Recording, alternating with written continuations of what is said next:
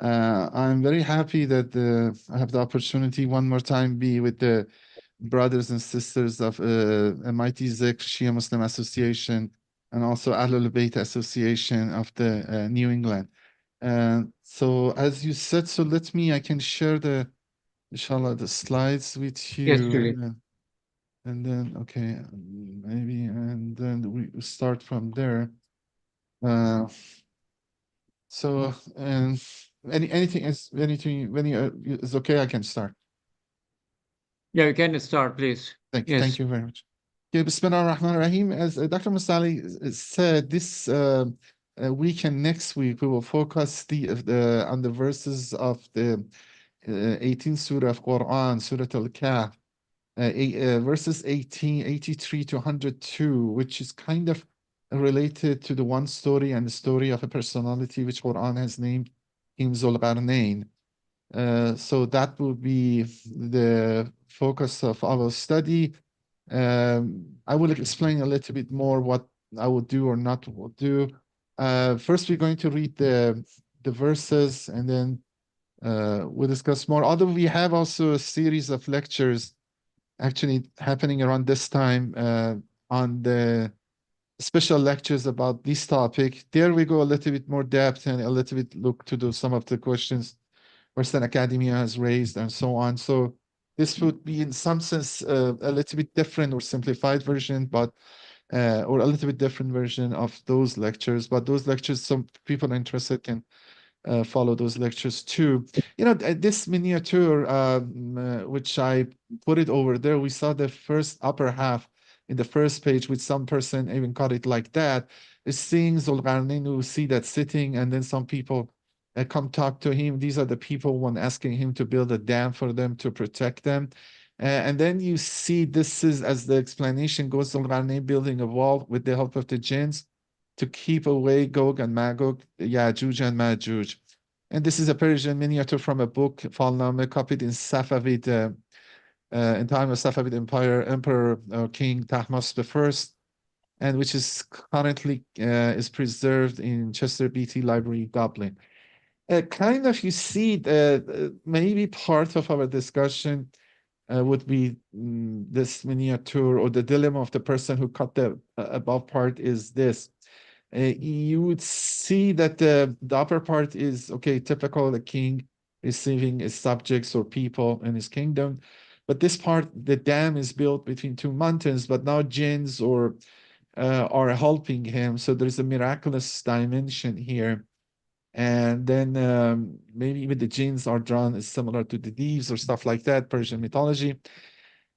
What I will do today is kind of a reading of the Quran, which my main claim will be, and I explain again, which the verses of Quran regarding Zulqarnain do not necessarily, if you just read Quran, implicate any miraculous dimension here. And that will be important regarding historicity or historical identity of Zulqarnain. So that will be really the main or different theme.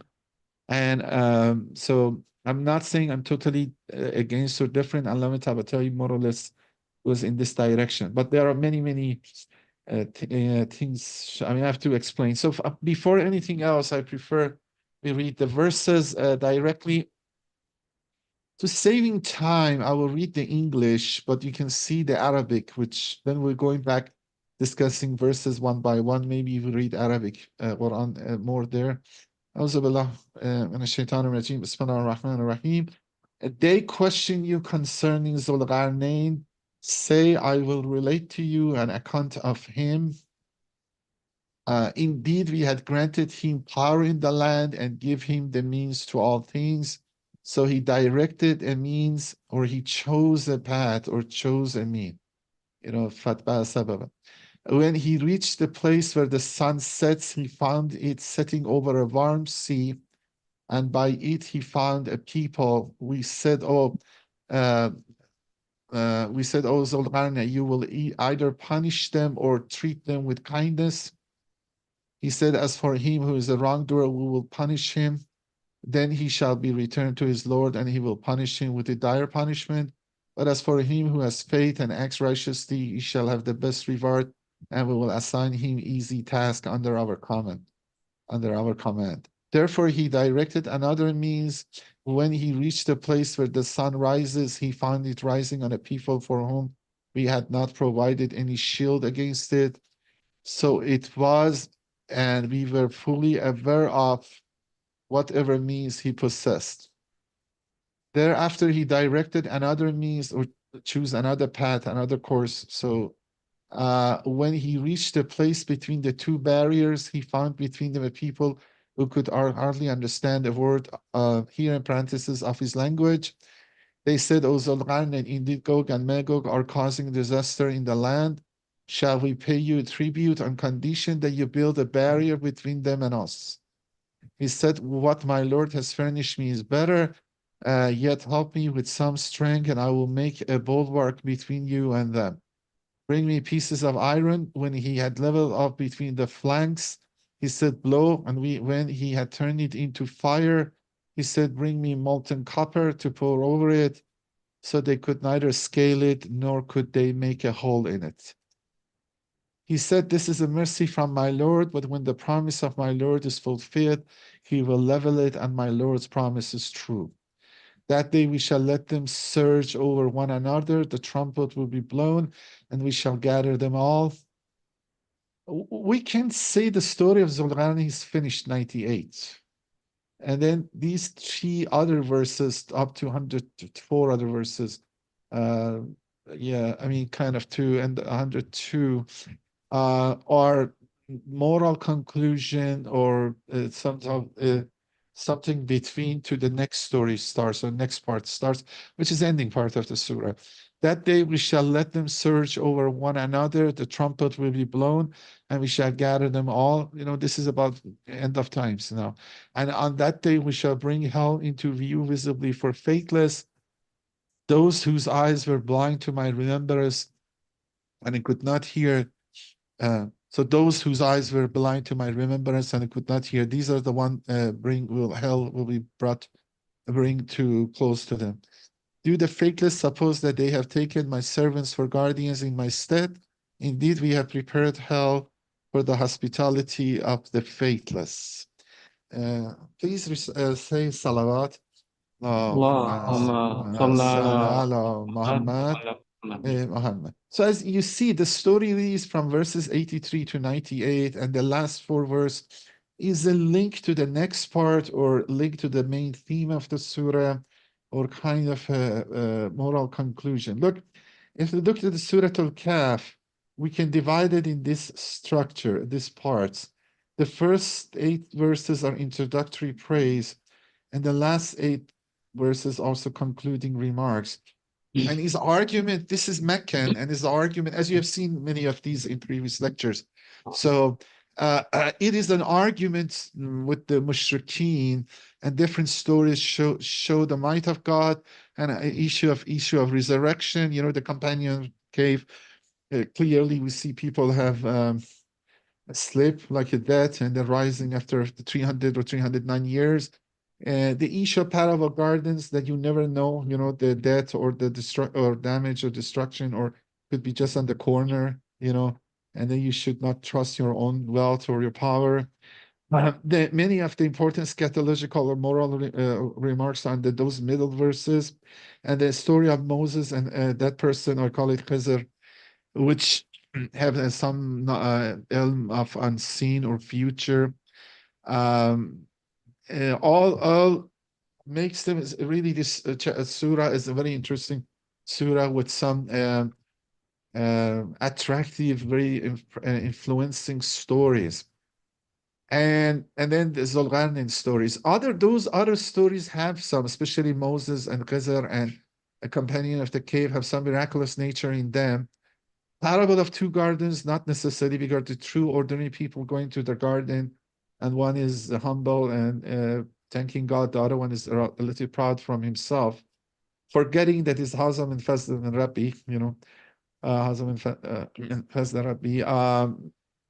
So then we have the Zulqarnain story. Part of this, and part of the mixing of some stories which may be circulating around with Alexander, which we see maybe in our next lecture, and then mixing the story of Zulqarnain and Moses and Khidr, and also the similarity with Solomon, has produced some uh, miraculous metaphysical dimension story of Zulqarnain.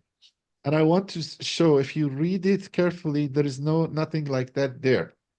Look, I'm not saying such a thing. So these are kind of maybe, I put this methodological comments, which I want to kind of follow. So in this discussion today, I put all the hadiths away for now. And then I will show you the conclusion Allama Tabatabai has, and you kind of see, because hadiths are very mixed, contradictory, miraculous dimensions, mythological elements, stories, some Israelite, some were really mixing kind of like stories we have about Alexander, stuff like that. So you can check it.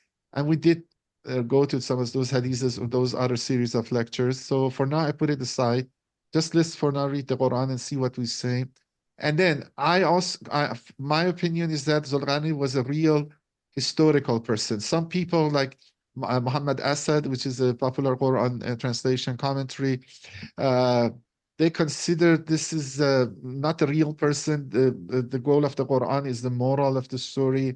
Like as an imaginary person, you tell a story with it. Like Molavi has, for example, Pir Changi and Omar. Omar, the second caliph, saw an old man in the graveyard of Medina, which is doing harp, playing a harp. I mean, which is real, impossible. But they go some dialogue together, some moral conclusion. Or the other famous story, which most maybe Persian-speaking people have heard about, Musa and Shaban, Moses the prophet and the shepherd. So that's a very beautiful poetry, very interesting moral lessons in it, theological lessons in it, but is imaginary. No, I don't think Zulqarnain it is like that, and especially in anatomy and most commentators, and there are some clues in it. Really, as we can see, people know about him. They are asking Prophet about it, and he was named like that. But okay, there are some complications about who he was, or what kind of image maybe people had, because what people know about him may be confluence of the image of some historical figures together, because by passage of time, people and the blurring or faint, the image of the big personality because fainted, the images are mixed together. And that's most probably happened, that the image that people had at that time of Zulqarnain is a confluence of the image of the Cyrus, the great Persian king, Alexander, the Macedonian, uh, Western culture called it Alexander the Great, and also Gilgamesh is possible. The Gilgamesh is very, very ancient story of Middle East, that elements of the story was mixing, and people know about that, but mix them together. The Quran is kind of clarifying it. So part of the Quran is in his response is uh, like many other stories. Quran is sometimes agree or tasdeeq, for example, the Bible is there, but very often is clarifying, correcting what is there. Even the story like Joseph in Quran and that Hazrat Yusuf in Quran and Bible are different. A skeleton is the same. This is maybe the closest thing, but the details, very, very important details, are different. So this having in mind, but who he is historically is a little bit challenging. We would see some of it next lecture, inshallah. And as I said, the main part, let's read the verses. You can agree with me or not, but again, I'm saying is uh, the presentation is on mine and kind of my conclusion, but I check Allah, Javadi Amoli is kind of have the same view. And although it's a mixture, and then Allah Tabatawai, but you can see that. And you can see, at least you can see, read the verses like that. And there is now, at least my goal is try to hint it, to show it to you. Now, look, I'm not saying there is no miraculous dimension in Quran. I'm not, look, reductionist or naturalist. Look, if you go to because there are some similarity between Zulqarnain and Hazrat Sulaiman and Hazrat Dawood, Solomon and David, which the prophet and the king. and Zulqarnain is the question whether Zulqarnain was a prophet or not. If he's not a prophet, but at least he was a king, and because of similarity, people sometimes have considered the similar features in it. But if you look to the verses of Quran in the story of Solomon and David, clearly we have words which it shows there is something different happening here, and non-typical, there are means in nature, the causal relationship, but these are miraculous form. These are not typical daily physical, they are metaphysical. So look, for example, here regarding Solomon, verse 12, and for Solomon, which have subjected the wind.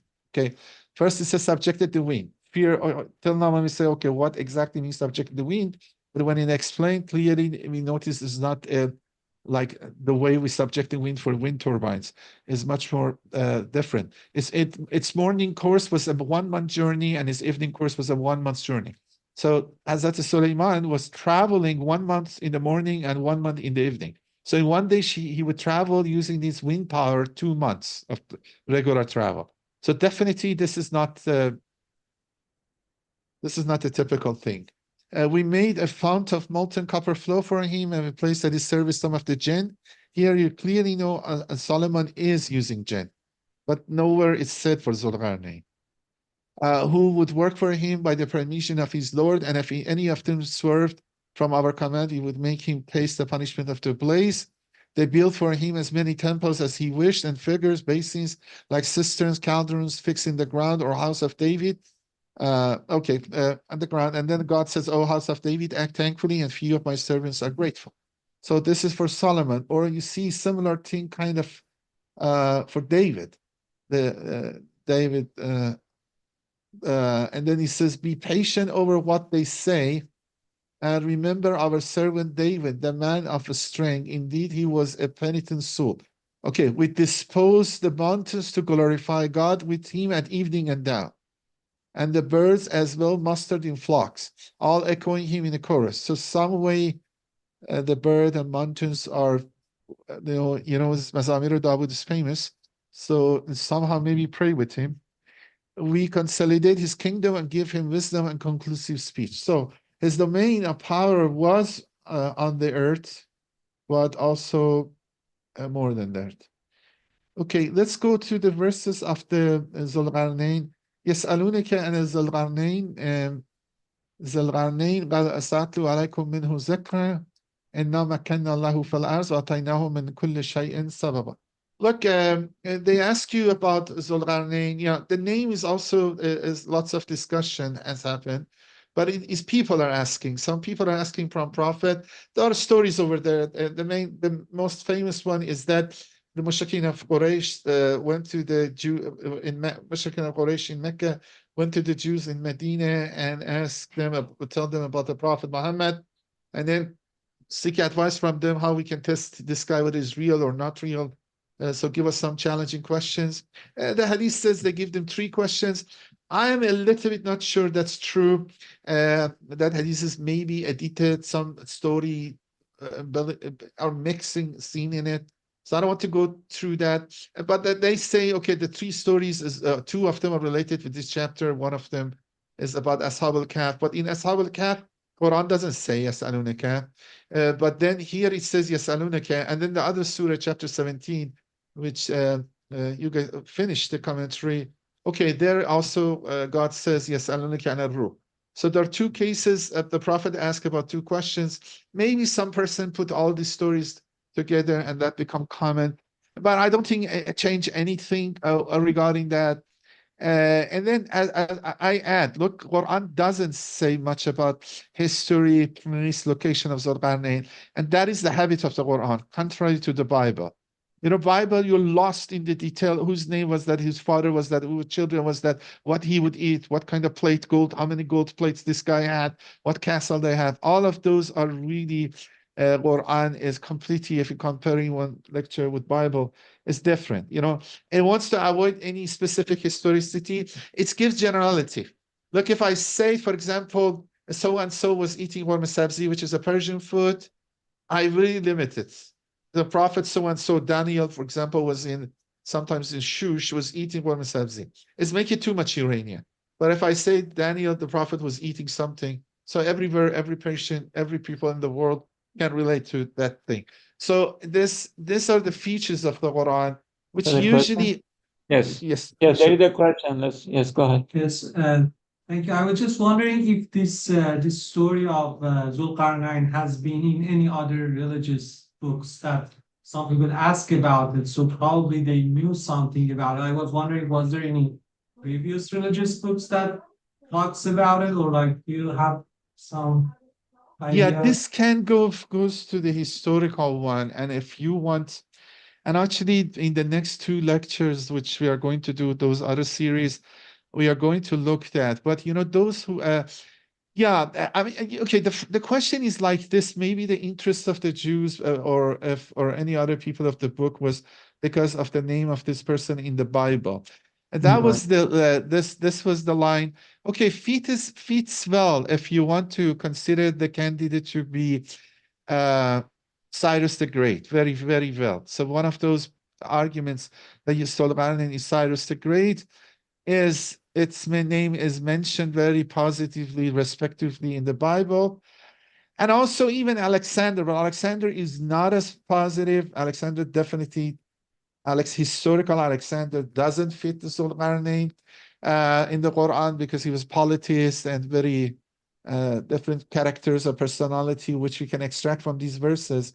So I put in some discussion of that next lecture. But um, so Cyrus makes fit, and then there is a dream of Daniel, which is very important. But Christian, look, we have some hadiths like on the end of times or the coming of Mahdi.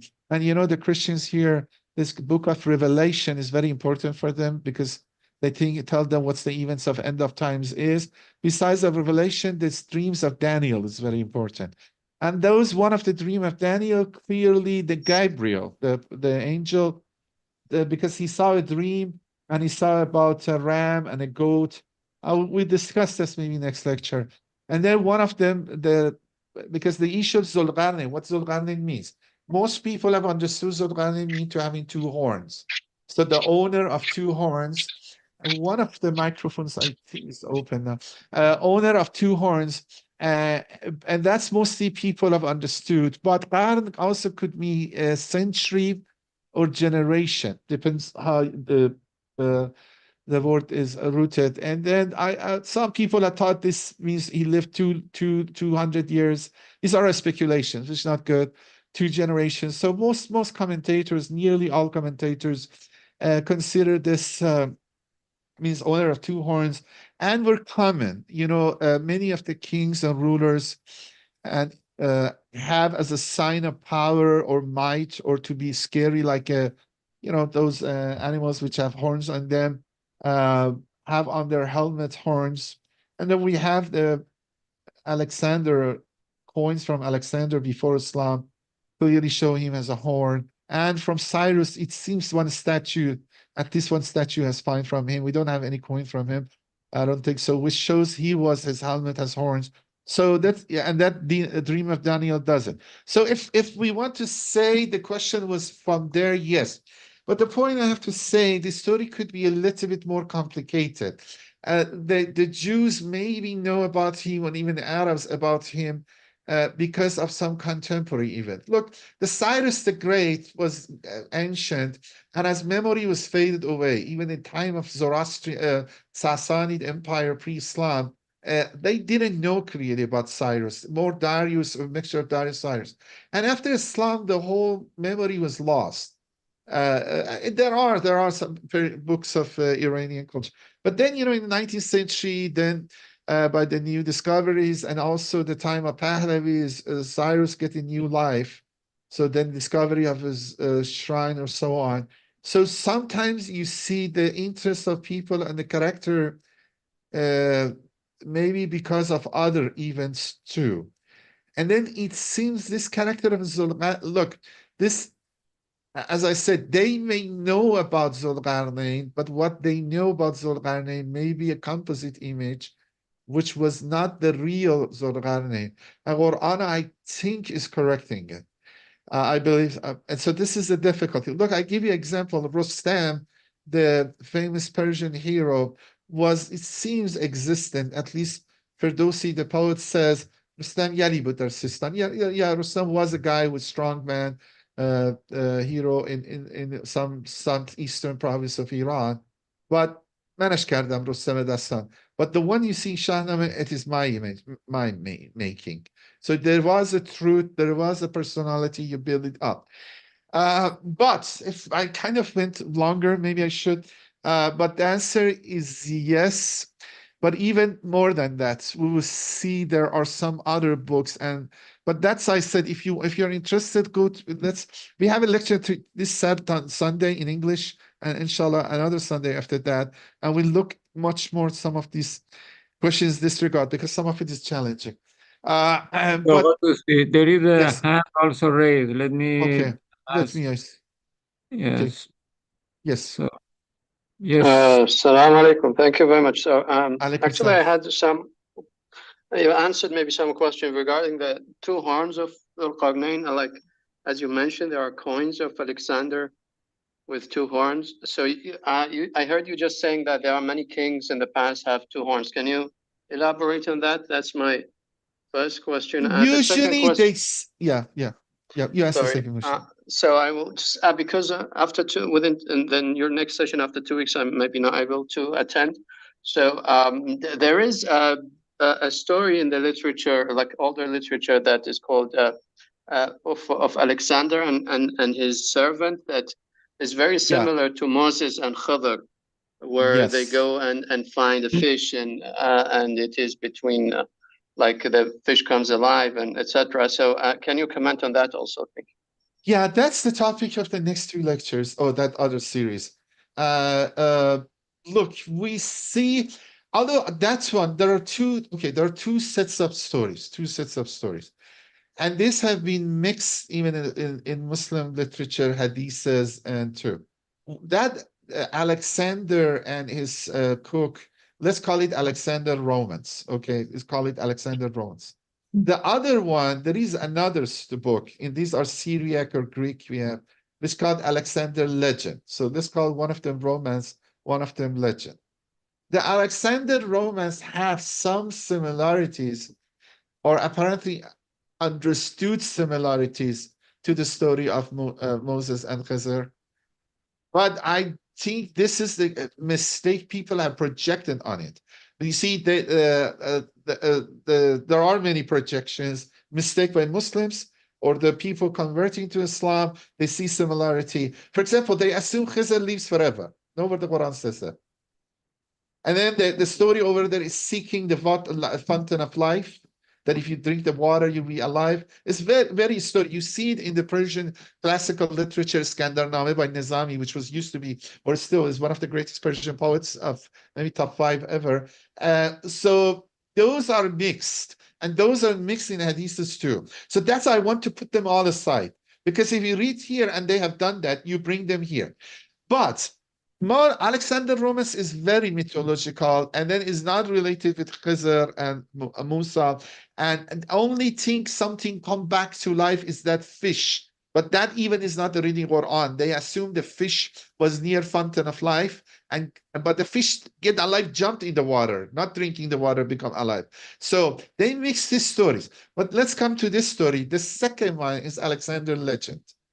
This Alexander legend is much closer to the story of Zulqarnain. Yeah, to be fair, which is my topic of next to Sunday, I think there are similarities. But exactly that's the part. As I said, but you have to see how Quran works. You read the Bible tonight, the story of Joseph, which is the in the Bible, Genesis, and then read Quran. Is the phrase Quran said, "I'm telling you the story," Hasan al-Qasas, and it's really one full story covering the whole surah. You see similarities, we see big differences.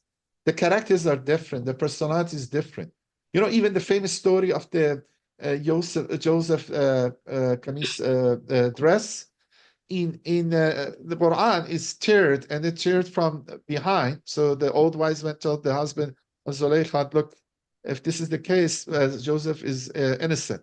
In the Bible, the whole robe, he has a robe, not The rope stays in Zuleika's room, and nothing teared, nothing damaged. Zuleika took him to Potiphar's wife, took him to his husband and say, look, this is your servant. If you have bad intention regard me, and then put him in jail. In Quran, they put him in jail. They know clearly he's innocent. In the Bible, is not clear. There are many, many details which are important. They're different. And Quran, in nearly all the biblical stories of Quran, it seems clearly knows the biblical story. And actually, I want to discuss it in those two lectures. And then, but goes another path. Now, the one you're asked, I wanted to avoid, maybe next lecture a little bit we discuss it. This next lecture of this series and the two lectures of the other series is that Alexander legend has some similarities, but even that Alexander legend is completely, everybody knows, made up, because Alexander made a pious Christian king believing in Messiah Jesus. But Alexander was few hundred years before Jesus. So it's a made-up story, a Christianization of Alexander. There are similarities. But then what has happened, how it's happened, and those who emphasize on it, what they want to get to, I think I will discuss them, inshallah, on those Sunday lectures. But the one you mentioned is really the closest, superficial, and it is become close if you accept those body of hadiths or stories come to the hadiths and then read the verses Quran with them, and those stories and hadiths, but hadiths which now we call them hadiths, both Shia and Sunni, but influenced from those stories, and reading the Quranic verses with them. And that's the reason I want today let's put aside all the hadiths, anything else. Let's first read these verses and then see how we can understand them. And then, okay, then I can give you some comment, okay, what Allah about the hadith is and how we should go forward. Sorry, I kind of, how much time we have? Half an hour, I guess, yeah? Yes, yeah, half an hour. Half an hour. Okay, I tried to give the main ideas of the verses. If not, then we, because I wanted to finish the verses today, but if not, okay, I will split that. But the I answer you, I think, I don't want to go through that. I think that answered more, but we would discuss those other series lectures actually are devoted to that, and each of 2 hours. So we have to discuss that more thoroughly over there. Look, the one I want to emphasize here, besides his name, which is important if you want historically identify him, but people know about him and asking profit from him. And he was a relatively, like I ask you who's Nader or who's George Washington. I mean, Jefferson. If I say who was Taft, maybe most people don't know, or some other presidents, but Hoover. But everybody knows George Washington and Jefferson. So they're asking. Then look, the Quran says, this is important. How you read this makes the rest of the story. Look, we establish his power on earth. If you take the whole earth, if you think his kingdom covers the whole earth, we don't know such a person. But if you look, ours can be local. Even we have this discussion about flood of Noah, let alone other examples in the Quran, that he was a king. I will show you some examples. He was a king. He had a kingdom. I mean, it could be decent size if it's Cyrus or Alexander. Really, these are the biggest kingdoms of ancient times, and so big by any standard. But is not that necessarily it was covering the whole earth. He was the king of the whole earth. We don't have such a person. And then this is the other one I want to emphasize. This word, أَتَيْنَاهُ مِنْ كُلِّ شَيْءٍ سَبَبًا. These two, كُلِّ شَيْءٍ سَبَبًا. Look, first we see sababa and then كُلِّ شَيْءٍ, because we have to read it. What I'm saying when I say كُلِّ شَيْءٍ doesn't mean everything, anything which is imaginable. He had iPhone, tablet, Tesla machine, guns, laser guns. I mean, anything. If you have to do, you need to have to go something like that. كل شيء, this is typical talking, figuratively. You see a rich guy, for example, your cousin living in somewhere else. Oh, he has everything he wants. Okay, I went to his house, was everything over there. Or this is typical Elon Musk. Elon Musk, okay, he's very rich. He has good money, but he has many things we can anticipate in our time to have. And I will to show it to you how the usage of these words is. Even Allama Tabatabai says the reverse form. If somebody going hunting and then some hunter sees the other hunter, the other son says, don't go that way. There is nothing over there. When there is nothing over there, doesn't mean on the mountain. It doesn't mean absolute nothingness, but it means, okay, there is not much things for hunting is left. The same, this kull shay'in, you have to know to what level we are talking. If it is God, if it's kull shay'in is related to God, yes, we have to understand it absolute maximalist. But when it's related to human beings or other people, this kull shay'in should be understood with typical standards. So we come to say, look, why you're not studying? Everything you need is you have. Okay, everything you need to means everything you need to study. So it means he had every typical thing a ruler at that time had. He didn't have airplane, he didn't have a spaceship, but he was, and these are all blessings of God. You know, Hazam in Rabbi means God give him muknat, wealth, power, authority, and he has means in his access. Okay, to see that first sababa, because regarding sababa also some people have considered this sabab must be very miraculous because give him the power to travel, and the travel must be to all the corners of the world.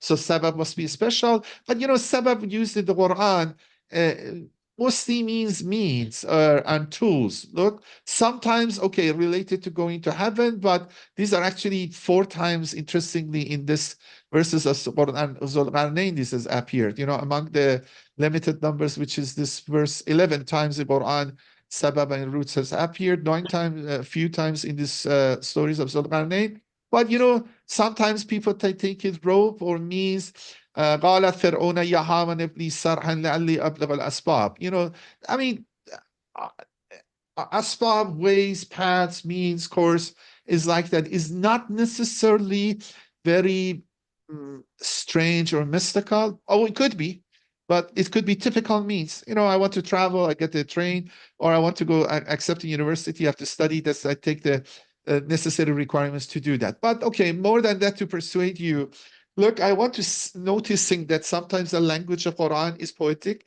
figurative, and that's under influence of them. I don't know, Jewish commentary or other commentary. Sometimes we start to make too much in the words, reading too much in the words, and that's the story. You know, the people. For example, the story of Quran, it says God told them go to that city. They didn't go over there and said to Moses, "You and your companions go," and then the people would rebuke them, why you didn't go? Say, oh, the people in that city were huge, tall, something like that. Some of those hadiths come, the Islamic hadiths, that Adam or that generation were 3 feet high, their height was 30 feet or something like that. So let's put that aside. Look here, I will give you other examples too. Look, this is about Ad, which the prophet was Hud, and they build some interesting structures, stone structures, it seems, in the land which is Aram. You know, have you regarded how your Lord dealt with the people of Ad and Aram, the city of the pillars, the like of which was not created among cities? Okay, how we have to understood? Okay, maybe nothing similar like that till that time, or around that time. Does it mean never people can build something bigger? Nowadays, I think we can. We have the ability. I mean, we cannot imagine the pillars they have was so high, go to the moon or something like that. It was exceptional by his own time. Or a little bit like the pyramids still are exceptional by any standard. But it seems they were not as big as pyramids because we don't have any left over. But okay, this one maybe so-so, but let's go to the Kul. Look, the Kul, because it's my example. This is about Belghais, the Queen Sheba, which Solomon has contacted him. Look, the bird come and hoopoe come and report to Solomon. I find a woman of ruling over them, and she has been given everything, and she has a great throne. And إني وجدت امرأة تملكهم وأوتيت من كل شيء. I mean, does it mean Belghais has everything? No, it's typical everything. And this is a book. This is a story, narration, poetic, a little bit similar to it, I mean, something like that. كل شيء which you anticipate a queen at that time has it. Bilqis doesn't have iPhone, Bilqis doesn't have airplane, private jets. The queen doesn't have maybe many other things, you know. So, but still Quran has used كل شيء ولها عرش عظيم. He had a big throne, but is it the biggest or fanciest throne ever? We doubt that. Because maybe the throne of peacock throne in India, which Nader took it from India to Iran, maybe it seems must be more fancier. So the other one, because I have to go faster. Look, this one. This is some other people which are not, they say, if we follow the guidance with you, we will force out of our territory. Did we not establish a secure sanctuary for them where fruits of all kinds are brought as a provision from us? So again, this time God is talking with Mushrikeen and about Mecca. And he says a sanctuary. You know, I mean, Mecca is a place which is, no agriculture is done in it, and no agriculture can be done in it because of the type of mountain, you know, volcanic mountains over there. You cannot do anything, basalt stone. But when God says samarata kulli shay'in, doesn't mean they have kiwi or they have some bananas necessarily, but decent. So you have to be careful. This word kulli shay'in, how it's used in the Quran, because if I'm going one more example, and even in the case of miraculous thing like the I mean, okay, this one I know could be some dispute, but ثم آتينا موسى الكتاب تماما على الذي أحسن وتفصيلا لكل شيء. Okay, again, the God says we give the Moses, which as an elaboration of all things. So this book is an elaboration of all things. But all things means what? Does it tell us AI, quantum mechanics? No, I mean all things which is related to its own task, which is the guidance of people, which again, Quran also says, Haza kitabun anzalnahu mubarak. Or next example, look, this is regarding people who do not believe in God. Look, so when they forgot what they had been admonished of, we opened for them the gates of all good things. So we fatahna alayhim abwab kulli shay. These are the people who do not listen to the messages of the prophets and disobeying God. So God opened the doors of all the blessings to them. When they become proud of what they were given, we seize them suddenly, whereat behold, they were despondent. So abwab kulli shay'in doesn't mean abwab kulli shay'in. Now these guys also can go to the second heaven, third heaven. They have genes in their control. These are kafirin. Those are not the same. I mean, the typical things a rich and the elite of these societies have. And the same, another example about al-Kahf, because I am going, and the same again, you would see, there are a few other examples which I kind of skip. So what I want to say is this. So if we start to read this verse, that his kingdom is all the earth, and he was given everything, anything possible, past, future, then yeah, definitely you need to have going to beyond historical realm. He would be even mighty prophet, which many prophets will not have that ability. But if you look at him as a human ruler, historical ruler, he had power, kingdom, he wasn't. His kingdom must be big. So we look into people at influential in history of the regions. And min kulli shay'in sababa. And then Quran says, okay, he choose a course. So this first part finished. Fa'atba'u sababa. It doesn't mean necessarily use wind to go one mile or 30 days in one day. He chose a course. He had, for example, Darius, the Persian kings, or the Achaemenids, they traveled a lot. There were nomads from Persia. The capital actually is very often is Babylon. But they have entourages, huge entourages, and most of the year they're traveling. But to traveling in those ages, and the caravans were huge. All the family, all the wives, all the things were going. So you need meat. Okay, this king had it. Now, fatba sababa. So he once followed. Now, hatta is a balaga maqrab shams, until when he reached the setting of the sun. He found it set in a spring of murky water. Okay. Near it, he found a people. Okay, murky water. Now, look, people had read this again too much. When I'm saying people, even famous Mufassirin, contemporary Mufassirin, because they are confused with sometimes the cosmology of ancient times. They sometimes contradict each other.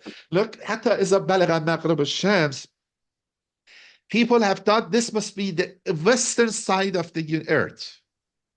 And then it becomes Atlantic Ocean, because they didn't know America. It was Atlantic Ocean. And this mythology exists between Greeks. And here also the Alexander romance and Alexander legend stories came, a little bit similarities over there. They thought is a sea, a putrid sea, surrounding the whole earth. And then to see sun setting or sun rising, you should go to the extreme oceans of the earth. For us, Asia, Eurasia, and Africa would be Atlantic Ocean and Pacific Ocean. But the point is this, it is not the case, because earth is spherical. Any decent size of body of lake, if you have, if you go water, you go look at it, usually if it's decent size, because earth is spherical, you don't see the other side. Because the earth is curved, it goes below the horizon, and soon you see the lake and sky are reaching to each other.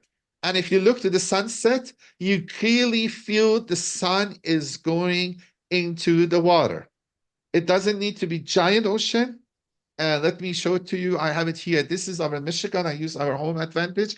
And actually, last year, I saw this sunset around here, this city of Holland.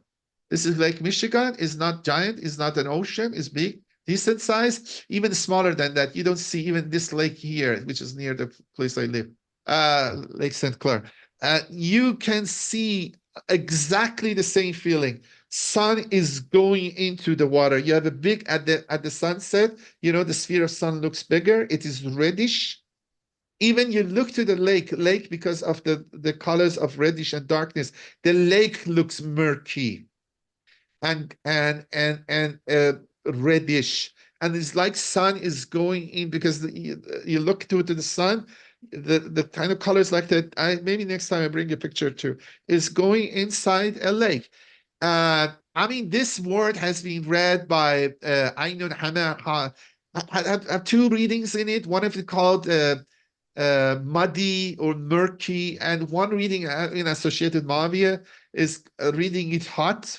Most people have read it this murky or dark water. I mean, you can call it maybe like we have Black Sea, Red Sea, and Mediterranean Sea is essentially mean green sea. So it's possible be Black Sea already. We have red, seems reddish more the water because of the plants growing in it. It's, I mean, what's the name? But the point is this, even you don't need to go that line. At sunset, any decent size of lake looks dark, looks like you have a muddy water. This is a poetic description, and it's going into it, and you see it. It doesn't need to be huge lake because there is no, there is no place sun setting in. It doesn't go inside the ocean. That's the old cosmology, but the word of Quran is such a way those people think they understood it. Now we can understood it is not against the science. And then the other side of it, although we will see later on, even you go to the eastern side of Lakes of Michigan, again, I haven't done it around here, you can clearly see the sunrise. Although the Quranic one is not from water, but actually that Alexander legend is a story. It is. You feel at the sunrise, waking up, exactly you see one ray of light coming when the sun coming out, split the sea, and then you see sun sphere is raising up from the water. So you feel sun setting into the water, sun rising. I mean, you go here, you can see both kind of, especially somewhere this Mackinac Island. You can see both. So the point of saying it, people are still talking. This guy must have gone to the Atlantic Ocean, Pacific Ocean. They're confused. Okay, so I'm saying it's very simple. But okay, he went to the west, and then he reached maybe a large body of water, and then sun set in it, and around that place he find people. Okay, it doesn't say what kind of people, but it seems God gave him the permission to deal with them. Maybe they were rebellious, maybe nomadic, maybe they do raids. And then the questions people have, this qulna with Zulqarnain, what does it mean? Is God is communicating with him? Is he a prophet? or he's a muhaddis. You know, there are prophets is the one really get revelation regularly. Muhaddis is the one God talked to them, like Hazrat Fatima, or Imam Ali, or some other people, which they're not necessarily prophet. And then some people said, no, okay, this may be indirect talk. These are all discussed. We have the kind of, God says, even Awha to the mother of Moses, you know, why? Or ilham, or inspiration, or revelation to the mother of Moses. So is فَالْهَمَهَا فُجُورَهَا وَتَقْوَاهَا. So God somehow, for all of us, every human being, ilham, inspiration, فَالْهَمَهَا فُجُورَهَا وَتَقْوَاهَا does. Is it indirect talk? Or some people like Ajawad Yawani said, is it a prophet accompanying Zulqarnain? We have a hadith. I mean, as I said, I put hadiths aside from Imam Ali. I think that's the correct hadith. It says he wasn't prophet, he wasn't muhaddis, he was a good saleh man. And he was a man, pious king, mighty, pious. The hadith says mighty, but it's a good king. Dr. And so, Ghoddoussi, I'm sorry to interrupt you. I think you asked earlier about the time. I was off. We have maybe 5 to okay. 7 minutes. Yeah. So what Okay. happens is this. I will go to one other more verse. So I think so the lectures, because we didn't cover the verses, I put the other verses for the other lecture. So maybe the historicity, let's see if we have time, we do it, or people can look the detailed lecture we did.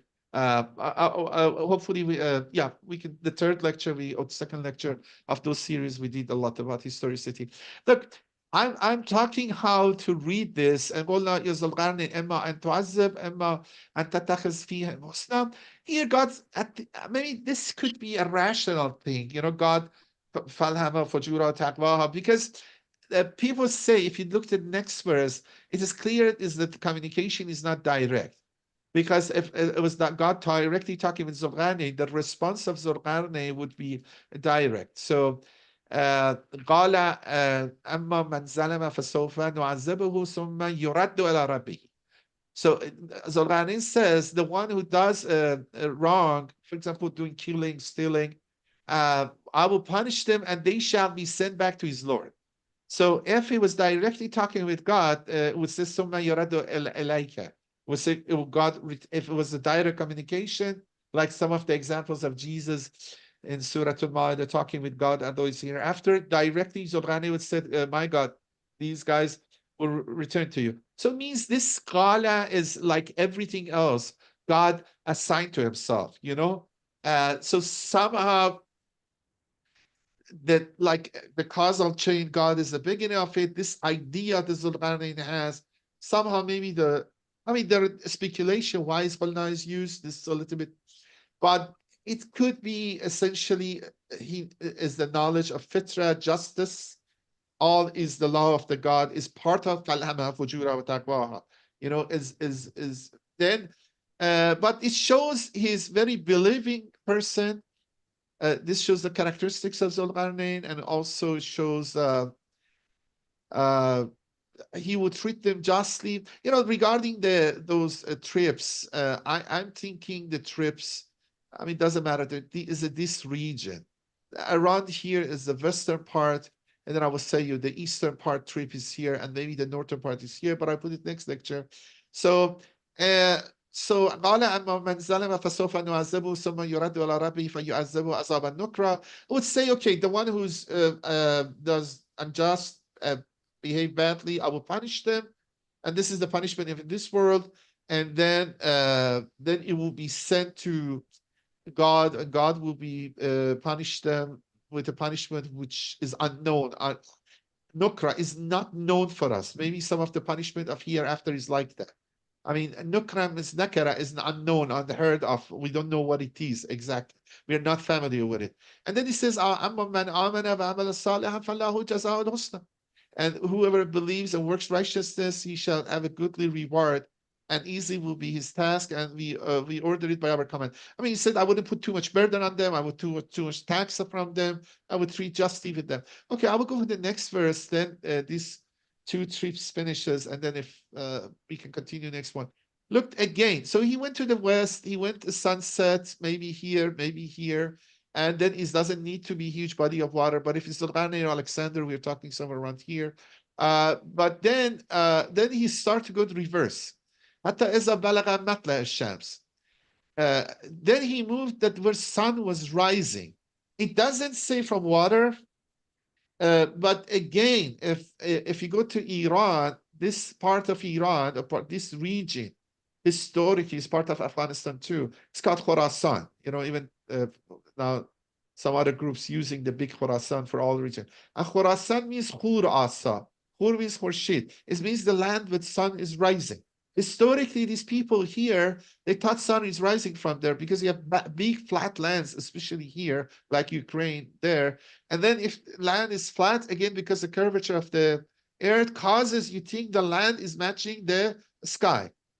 You don't see if there is no mountain because of curvature soon, and then you see at the end sun is rising. You think is there, sun rises head. So if you have big flat plain lands like here, which is very huge swath of lands are like that, or even parts of Iran, east of Iran, you feel sun is rising. So again, because there is no Matla Shams. Everywhere is Matla Shams. Every point of earth is Matla Shams, at the place sun rise, and every part of there is the place sun set. This you have to know is a poetic. Imagine a poet can see a sunset near a sea. How would they explain it? The way Quran explained it. Remembering the Quran is first form, as one of the speeches attracting people is the poetical aspect. When you want to read too much, you take it too close, and you want to find everything something strange, then you start to see things which are not really there, and then produce other problems. I mean, okay, حتى إذا بلغ مطلع الشمس وجدها تطلع على قوم لم نجعل لهم من دونها سترا. Okay, كذلك وقد أحطنا بما لديه خبرا. Look, this second verse, it says, okay, we were aware what he was doing, so whatever he was doing, all was in our understanding command. But here, this is this. When he go to the place which sun was rising, he finds some people which it seems do not have any protection from the sun. Until we came to the rising of the sun, he found it rising on a people for whom we had provided no covering protection against the sun. Remember, everything is ascribed to God. There are hadiths, and I can show you, and it also Shia book, and Imam Sadiq says they don't know. I mean, people have taken strange people like orcs or other ones. They were completely naked or something like that, uncivilized people. We don't have, and it's no, it necessarily doesn't say. Because Setron, or mostly people think it like that. Mostly, maybe these guys were nomadic, maybe they didn't know how to build a building and didn't do buildings. Although I agree, a little bit having tents is somehow protection, but we have exact hadiths, which I think was more reliable. Imam Sadiq says they don't know how to build or didn't construct a building. Even I think Sunnis has it. So we think we are dealing with the nomadic people, which are not settled, which this tension between settled and nomadic, which lots of these steps, and even other parts we have those people. So we don't need to make it very strange people. They are so unimaginative people. But okay, I know Aborigines of some countries, Australia or other ones, have more primitive civilization. I assume because if I want to make it historically real, these must be a little bit more advanced, or except that Zulqarnain would be very ancient, or we don't have very record of it. So, I'm kind of interpreting it between Alexander, Cyrus, something like that too. So, but this Sitra is understood like that too, and I can show it to you later on. And then, I'm sorry, do we have 2-3 more minutes, or okay? If it's 2 stop. minutes, yes.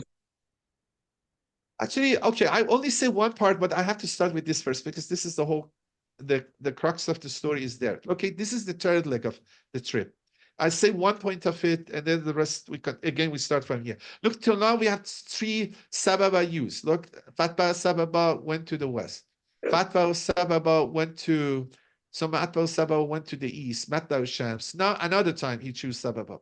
ثم أتبع سببه حتى إذا بلغ بين السدين وجد من دونهما قوما لا يكادون يفقهون قولا. Then he followed another way, another course. He chose another course until he reached a track between two mountains. He found beneath them a people who scarcely understood the word. Okay.